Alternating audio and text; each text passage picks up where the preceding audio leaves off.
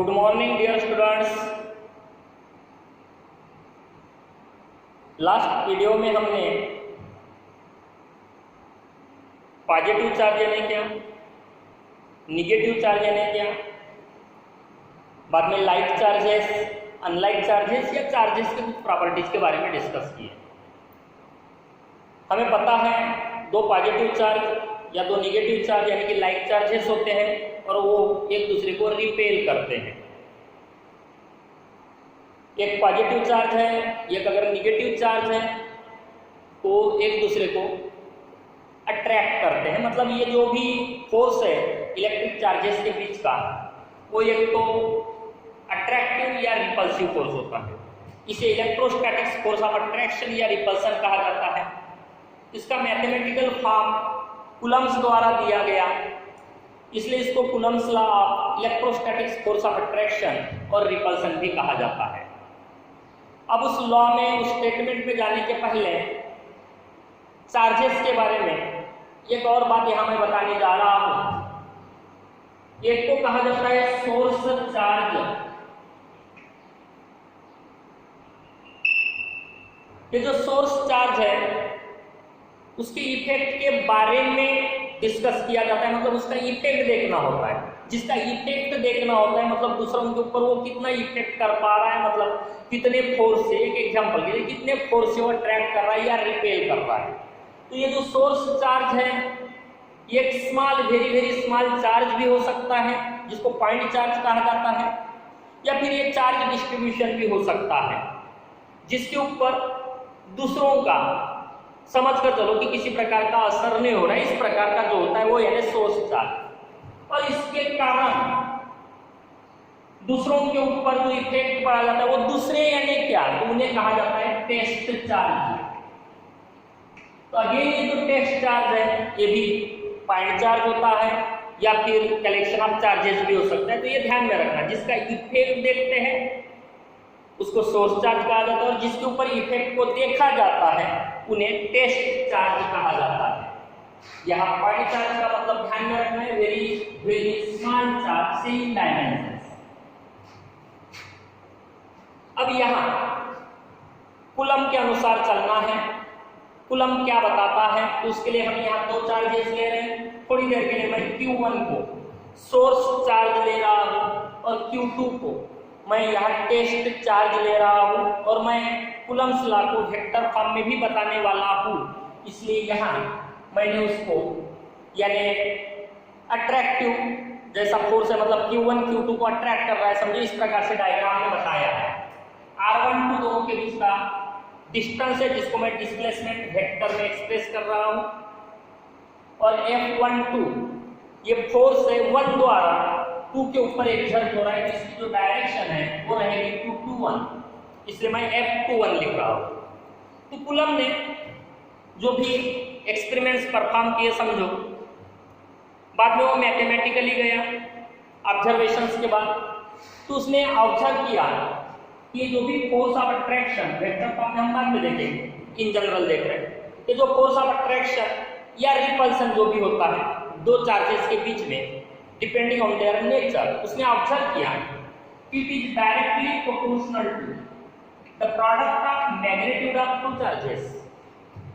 Directly proportional to product of magnitude of two charges and it is inversely proportional to, अगर R दोनों के बीच का separation है, inversely proportional to square of the distance between them, square of the distance between them.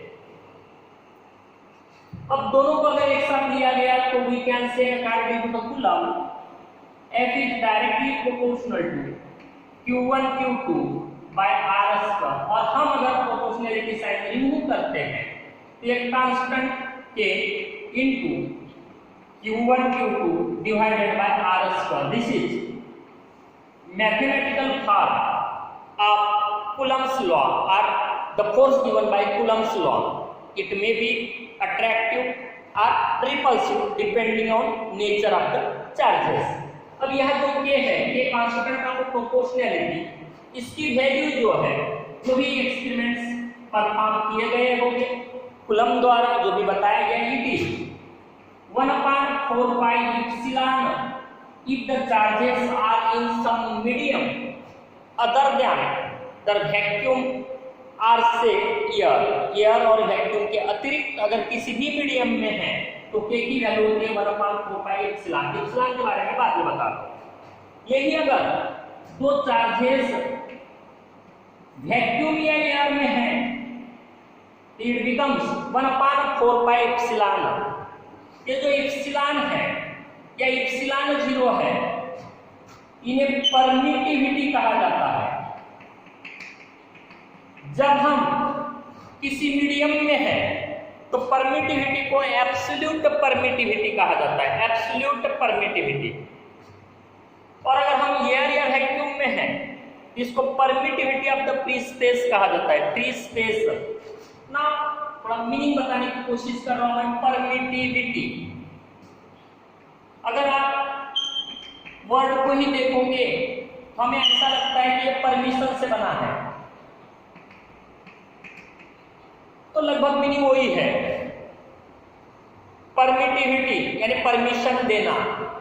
तो medium की ये जो प्रॉपर्टी है ये सोर्स चार्ज द्वारा टेस्ट चार्ज पे किस हद तक मतलब कितना फोर्स एग्जर्ट हो सकता है, वो चाहे अट्रैक्टिव या रिपल्सिव हो, कितना फोर्स एग्जर्ट हो सकता है।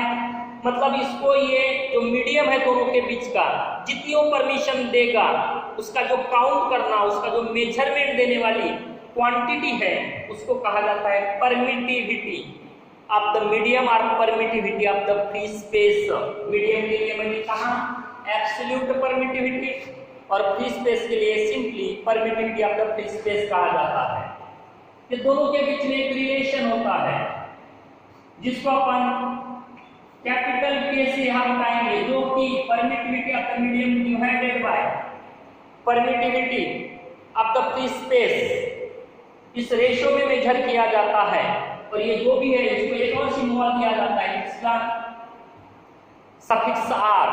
इसे कहा जाता है dielectric constant of the medium या relative permittivity of the medium या स्पेसिफिक इंडक्टिव कैपेसिटी। ये तीन नाम उसको दिए गए हैं। इसे कहा जाता है डाइलेक्ट्रिक कांस्टेंट। ये भी अगर ध्यान में रखें तो भी चलेगा। ये जो डाइलेक्ट्रिक कांस्टेंट होता है सबसे कम एयर या फ्री स्पेस के लिए लिया जाता है। एयर के लिए 1, फ्री स्पेस के लिए 1.008 होता है, तो दोनों को सेम लिया जाता है। और ये सबसे अधिक यानी इन्फिनिटी होता है मेटल्स के लिए, तो दोनों का मीनिंग मैं बाद में बताता हूं। वाटर के लिए इसकी वैल्यू 80 होती है, मतलब डिफरेंट मटेरियल्स के लिए ये डिफरेंट होता है, मतलब मीडियम के लिए डिफरेंट होता है। अब यहाँ k की वैल्यू 1 और अगर हम फार्मूले में जाते हैं फोर्स ऑफ अट्रैक्शन या रिपल्सन के, इट इज 1/4 पाई एप्सिलॉन की जगह k एप्सिलॉन 0 लिखेंगे q1 q2 divided bye r²। मतलब दो चार्जेस किसी मीडियम में रखे हैं, उस मीडियम का डाइलेक्ट्रिक कांस्टेंट k है, तो फोर्स का फार्मूला ये है। अब एयर की अगर बात करते हो, अगर आप फ्री स्पेस की बात करते हो तो k की वैल्यू 1, मतलब ये जो कुछ भी है उसको आप 1 से डिवाइड कर रहे हो। अगर आप वाटर की बात करते हो, दोनों चार्जेस वाटर में रखे गए हैं, तो इस क्वांटिटी को उतने डिस्टेंस पे जितने एयर में है आप 80 से डिवाइड करोगे। अगर ये चार्जेस समझो मतलब मीडियम का काम कोई मेटल कर रहा है, तो F = 1/4 pi epsilon 0 q1 q2 divided bye r² divided by metal के मैंने कहा था इन्फिनिटी। इस प्रकार से हो सबसे ज्यादा ये आएगा, जो कुछ भी रहेगा मोर, इसकी वैल्यू कुछ ना कुछ रहेगी जो भी है, और ये 0 हो जाएगा। इसका मीनिंग क्या हो गया?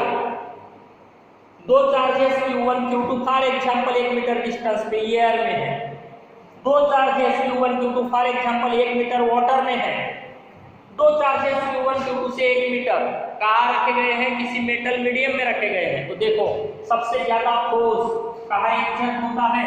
टेस्ट चार्ज द्वारा से अपना सोर्स चार्ज द्वारा समझ कर चलो कि टेस्ट चार्ज पे कहा? एयर में। ये कौन मेजर कर रहा है? परमिटिविटी। सबसे कम फोर्स यानी कि 0 कहाँ, मेटल में, और बाकी मीडियम्स के लिए के वैल्यू के अनुसार वो क्या होता है, चेंज होता है। इसका मतलब क्या हो गया कि सोर्स चार्ज द्वारा टेस्ट चार्ज के इफेक्ट को ज्यादा परमिशन कौन दे रहा है, एक्सर्ट होने की, जो भी है अट्रैक्टिव रिपल्सिव एयर, और बिल्कुल ही परमिशन कौन नहीं दे रहा है, मेटल। इसका मतलब इलेक्ट्रिक इफेक्ट एक चार्ज का दूसरे चार्ज तक एयर में सबसे ज्यादा पहुंचता है, बोलो मेटल में वो पहुंच नहीं पाता, मेटल उसको परमिशन ही नहीं देती। यानी मेटल के अंदर अगर दो चार्जेस रखोगे तो ना तो फोर्स ऑफ अट्रैक्शन एक्सर्ट करेंगे, ना ही फोर्स ऑफ रिपल्सन एक्सर्ट करेंगे। अब यहाँ हम थोड़ा उसको वेक्टर फॉर्म में एक्सप्रेस करने की कोशिश करते हैं। तो यहाँ F21 K into Q1 Q2 divided bye, यहाँ क्या है, R12 डिस्टेंस जो मेजर किया जाएगा, स्क्वायर है, ये वेक्टर है, इधर भी मुझे वेक्टर लाना पड़ेगा, let that is unit vector in the direction of R12, in the direction of R12, ठीक है। अब अगर मैं यूनिट वेक्टर की बात करता हूं तो कोई भी वेक्टर डिवाइडेड बाय उसका मैग्नीट्यूड, ये देख चुके हैं हम स्केलर्स और वेक्टर्स में। तो यहाँ unit vector R0 is R12 vector form में डिवाइडेड बाय R12 मैग्नीट्यूड में, यहाँ आ जाता है F21 is equal to K Q1 Q2 divided by R12 का square into R12 vector divided by R12, तो R12 इधर आ गया, ये क्या हो जाएगा R12 का क्यूब, तो ये हो गया उसका वेक्टर नोटेशन। अब इसमें डिस्प्लेसमेंट मेजर किया जाएगा 1 to 2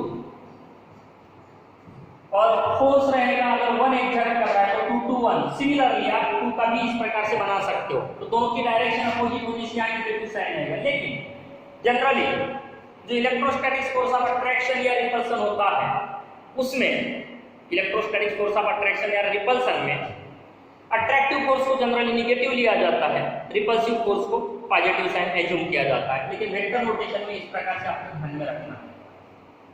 तो ये था about the Coulomb's law, dielectric constant. ये एक प्रिंसिपल बताया है, उसे कहा जाता है principal of superposition. Principal of superposition यानी समझो सिस्टम के अंदर अनगिनत चार्जेस है। फॉर एग्जांपल ये Q1 चार्ज है और इसके सराउंडिंग में यहाँ Q2, Q3, Q4, Q5 ऐसे अनगिनत चार्जेस है। तो हर एक चार्ज एक दूसरे के ऊपर फोर्स एक्सर्ट करता है, ये भी करेगा, ये भी करेगा, ये भी करेगा, ये भी। अगर Q1 की बात करें तो फिर जो नेट फोर्स होता है Q1 के ऊपर एक्सर्ट होने वाला, या नेट फोर्स है Q3 के ऊपर एक्सर्ट होने वाला रिमेनिंग के कारण, ये कैसे दिया जाता है? तो according to the principle of superposition, ये जो टोटल नेट फोर्स होता है किसी भी एक चार्ज पे रिमेनिंग के द्वारा एक्सर्ट होने वाला, it is vector sum of all the forces of the charges surrounding that charge. इसे कहा जाता है प्रिंसिपल ऑफ सुपरपोजिशन। इस वीडियो में इतना ही। नेक्स्ट वीडियो में हम देखेंगे नेक्स्ट जो भी टॉपिक है इसी से रिलेटेड। अभी भी हम 11वीं के ही टॉपिक में हैं, 12वीं के टॉपिक में जाने को है। 1-2 वीडियोस और हमें यानी 11वीं के ही टॉपिक के देखने हैं। तब तक के लिए bye, see you in the next video.